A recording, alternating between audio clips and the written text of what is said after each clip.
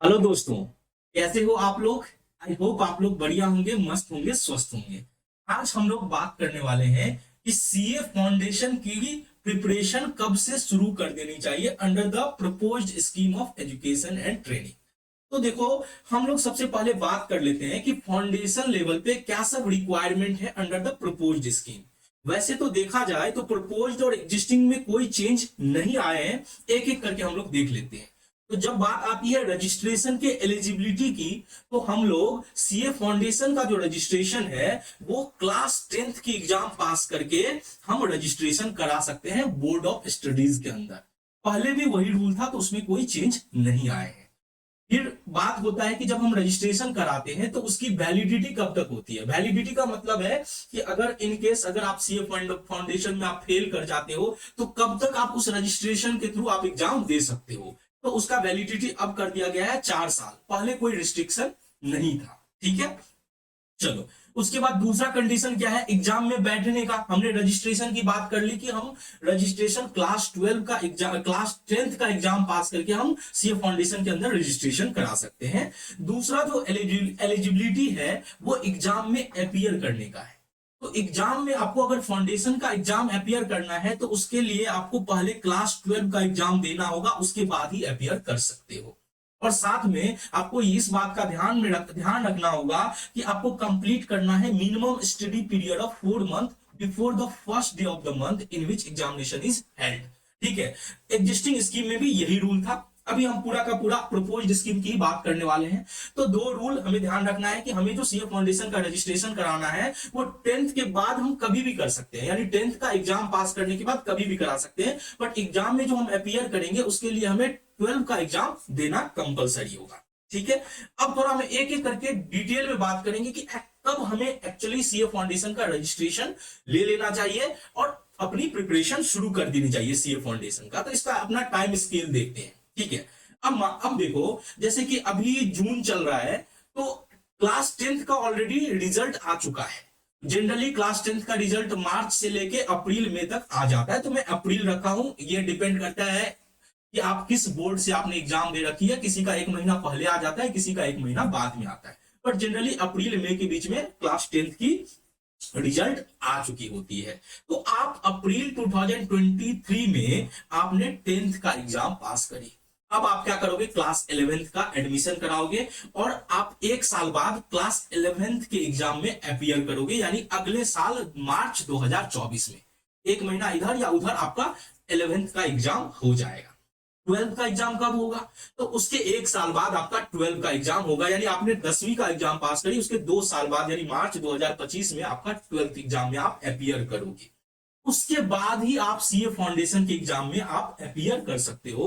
यानी आप अगर मार्च में आप एग्जाम देते हो सीए फाउंडेशन, मार्च में एग्जाम देते हो क्लास 12th का, तो क्लास 12 का एग्जाम देने के बाद आप सीए फाउंडेशन में बैठ सकते हो।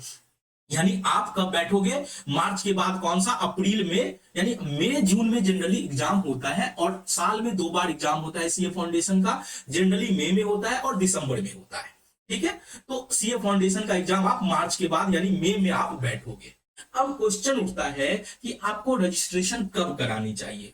तो सर सबसे पहली बात तो ये होता है कि देखो, जैसे ही हमने 10th की एग्जाम पास करी हम एलिजिबल हो गए रजिस्ट्रेशन कराने के लिए। यानी हम 10th का एग्जाम पास करने के बाद कभी भी रजिस्ट्रेशन करा सकते हैं। ठीक है, लेकिन कब कराना मैंडेटरी है, यानी अगर आपको मई 25 में एग्जाम में बैठना है तो आपको दूसरा कंडीशन आप याद करो कि एग्जाम में बैठने से पहले आपको 4 मंथ का स्टडी पीरियड कंप्लीट करना होता है। यानी कि आपको रजिस्ट्रेशन के 4 महीने बाद ही आप एग्जाम में बैठ सकते हो। और वो भी आपको ध्यान रखना है कि एग्जाम अगर मई में होता है तो मान के चलो मई पूरा फर्स्ट मई से ले लो, उससे 4 महीना पहले आपको रजिस्ट्रेशन कराना होगा।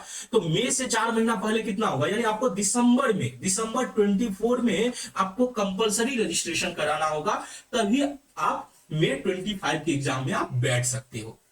यानी आपके पास टाइम है अप्रैल 23, यानी अभी जो टाइम चल रहा है अभी से लेकर दिसंबर 2024 तक आप कभी भी रजिस्ट्रेशन करा सकते हो मई 25 के एग्जाम में बैठने के लिए। ठीक है, अब आपके मन में सवाल आएगा कि सर तो अभी क्यों कराना, जाके दिसंबर 24 के एंड में करा लेंगे, अभी रजिस्ट्रेशन कराने का क्या मतलब बनता है। अब देखो, आपने एक कहावत सुनी होगी कि जब तक आप पानी में नहीं उतरोगे आप तैरना नहीं सीख सकते। ठीक है, उसी तरह से आप जरा सोचो कि जब तक आप रजिस्ट्रेशन नहीं कराओगे, यानी आप सीए के अंदर एडमिशन नहीं लोगे, तो आप पढ़ाई भी नहीं शुरू करोगे। ये फैक्ट है।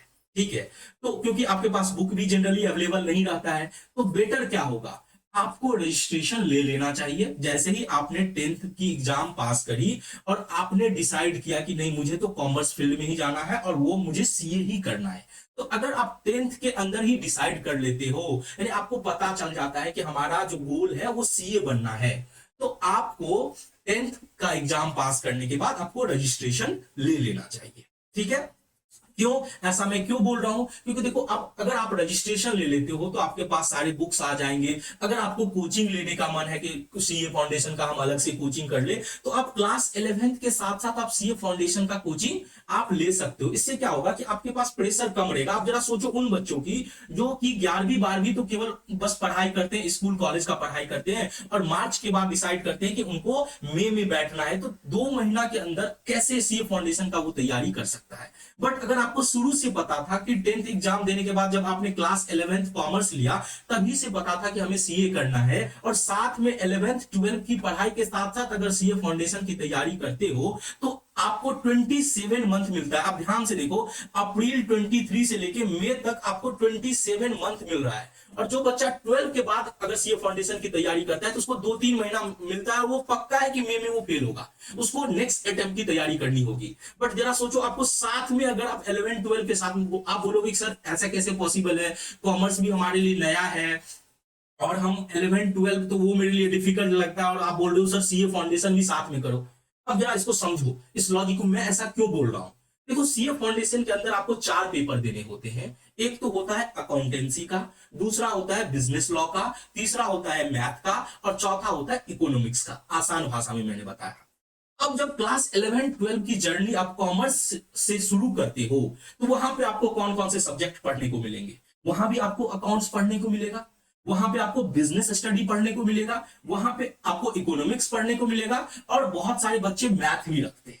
तो आप जरा देखो कि आपको जो सीएफ फाउंडेशन का सिलेबस है उसका ऑलमोस्ट 70 to 80% सिलेबस आपको 11th 12 से मैच करता है। तो जब आप 11th 12 की तैयारी फाउंडेशन के साथ साथ करना शुरू कर देते हो तो क्या होता है, आप ऐसा कर सकते हो कि कोई ऐसा टॉपिक है जो 11th 12 के अंदर नहीं है बट वो फाउंडेशन में है, तो आप उसको स्किप करके चल सकते हो कि चलो जो अभी 11 12 के अंदर है हम केवल उसी को पढ़ेंगे, उसको अच्छे से पढ़ेंगे। जैसे कि जितने भी सारे अकाउंट्स के चैप्टर हैं, चाहे वो कंपनी अकाउंट हुआ, पार्टनरशिप हो गया, आपका जो क्लास 11th में आपने journal, ledger, trial balance, final account पढ़े, सब कुछ सीए फाउंडेशन के अंदर भी है। तो जब आप क्लास 11th की पढ़ाई करोगे और साथ में सीए फाउंडेशन का भी बुक आपके पास रहेगा तो आप देख सकते हो कि हमने जो कॉन्सेप्ट पढ़ा उससे आप क्वेश्चन भी सॉल्व कर सकते हो फाउंडेशन का। तो इससे फायदा क्या हो जाएगा, 11 12 के साथ साथ आपकी तैयारी हो जाएगी, आपका कॉन्फिडेंस अच्छा रहेगा, और जैसे ही आपका 12 का एग्जाम खत्म होता है आप आराम से 2 महीना में अच्छे से तैयारी करके मई के एग्जाम में आप बैठ सकते हो। तो ये मेरा मानना है, बाकी आपका थिंकिंग अलग हो सकता है, आप कमेंट्स करके जरूर बताना। ठीक है, अब ये बात हमने कर लिया कि 11 12 के साथ ही सीए फाउंडेशन की तैयारी करनी चाहिए। और अगर आपको सीए फाउंडेशन की तैयारी करनी है तो आपको रजिस्ट्रेशन ले लेनी चाहिए, क्योंकि रजिस्ट्रेशन ले लेने से आपको बहुत सारे फायदे मिलेंगे। एक तो आपके बुक आपके घर पे आ जाएगा, साथ में आपको पता होना चाहिए कि सीए इंस्टीट्यूट भी कोचिंग करवाती है, वो भी फ्री ऑफ कॉस्ट में। यानी अगर आपने रजिस्ट्रेशन कर रखा है तो आपको सीए इंस्टीट्यूट का जो पोर्टल है, जो वेबसाइट है, वहां से आप सीए फाउंडेशन की तैयारी कर सकते हैं, यानी वहां से आप कोचिंग ले सकते हैं, वो भी फ्री ऑफ कॉस्ट, बट आपको ऑनलाइन लेनी पड़ेगी। ठीक है, इसके अलावा आपको लगता है कि नहीं, अगर आपको लगता है कि वो सफिशिएंट नहीं है, कहीं दूसरे जगह से लेना चाहते हैं तो वो भी ले सकते हैं, बट मेरा वो मानना है कि आपको फील्ड में उतरना पड़ेगा। अगर आपने मन बना लिया है कि सीए करना है तो आपको वेट नहीं करना चाहिए। बट अभी मैं बोल रहा हूं कि अभी थोड़ा दिन वेट कर लो। ऐसा मैं क्यों बोल रहा हूं, क्योंकि जो पुराना, जो अभी जो नया स्कीम आया है, प्रपोज्ड स्कीम जो आया है, वो जुलाई से स्टार्ट होने वाला है। तो हम लोग ये मान के चलते, क्योंकि मैंने एक देखा था नोटिफिकेशन, उसमें क्लियरली मेंशन था कि सीए फाउंडेशन का अगर आपको ओल्ड स्कीम में जाना है तो आपको 1 जुलाई से पहले रजिस्ट्रेशन कराना होगा। इसका मतलब ये हुआ कि 1 जुलाई के बाद रजिस्ट्रेशन न्यू स्कीम में शुरू होगा। तो मेरा सजेशन है थोड़ा दिन वेट कर लो, और जब नया स्कीम में रजिस्ट्रेशन शुरू होता है तो आपको सीए फाउंडेशन का रजिस्ट्रेशन करा लो। आराम से आपके पास बुक आ जाएगा। 11-12 का जैसा आप प्रिपरेशन करते हो, स्कूल कॉलेज में पढ़ते हो, कोचिंग लेते हो, लो। और सीएफ फाउंडेशन का सिलेबस भी साथ में रखो। जो चैप्टर 11-12 में पढ़ रहे हो उस चैप्टर वो चैप्टर एक बार देख लो कि फाउंडेशन के अंदर कहां पे है, और उसका भी तैयारी करो। मैं इसके लिए एक अलग से वीडियो बना दूंगा कि कौन कौन सा टॉपिक 11-12 में भी है और फाउंडेशन के अंदर भी है, और कौन कौन सा अलग टॉपिक है, इस पे हम लोग डिटेल में वीडियो बनाएंगे। तो आई होप आपको ये क्लियर हो गया होगा कि आपको कब रजिस्ट्रेशन लेनी चाहिए। हमेशा आपको 10th की एग्जाम पास करने के बाद आपको रजिस्ट्रेशन ले लेनी चाहिए, अगर आपको पहले से आपने डिसाइड कर रखा है कि सीए हमें करना है। तो आपको वेट नहीं करना चाहिए कि हाँ 4 महीना पहले रजिस्ट्रेशन लेंगे, इससे आपको दिक्कत हो जाएगा कि बहुत सारी दिक्कत होगी। आपके पास बुक नहीं रहेंगे, आप इंस्टीट्यूट का जो कोचिंग जो होता है उसमें आप लॉग इन नहीं कर सकते हो, तो बहुत सारी फैसिलिटी आपको नहीं मिलेगा। इसीलिए आपको रजिस्ट्रेशन कर लेनी चाहिए। और जब डिसाइड कर लिए हो सीए करने का तो फिर देर किस बात की, बस थोड़ा सा और इंतजार कर लो। नया स्कीम का जो रजिस्ट्रेशन है वो शुरू होने दो, उसके बाद रजिस्ट्रेशन करा लेना चाहिए। फिर भी अगर कोई डाउट हो तो आप हमें पूछ सकते हैं। मेरा मोबाइल नंबर दिया हुआ है, आपको यूट्यूब चैनल पे मिल जाएगा, वहां से आप पूछ सकते हो। कमेंट्स करके भी आप अपनी क्वेरी पूछ सकते हो। तो आई होप आपको आज का जो कॉन्सेप्ट है, जो मैंने बताया कि फाउंडेशन की रजिस्ट्रेशन कब से शुरू करनी चाहिए, वो क्लियर हो गया होगा। फिर भी कोई दिक्कत है तो आप कमेंट्स करके जरूर पूछना। तो फिर मिलते हैं इसी तरह से नया नया कॉन्सेप्ट में मैं आपके लिए वीडियो लाऊंगा। और जैसा कि पता है कि मैं 11-12 का क्लासेस सारा ऑलरेडी यूट्यूब पे डाल चुका हूं और रेगुलर बेसिस पे डालता हूं। तो अगर आप लोग क्लास 11-12 में हो तो जरूर आप क्लासेस करना और चैनल को सब्सक्राइब कर लेना। जय हिंद।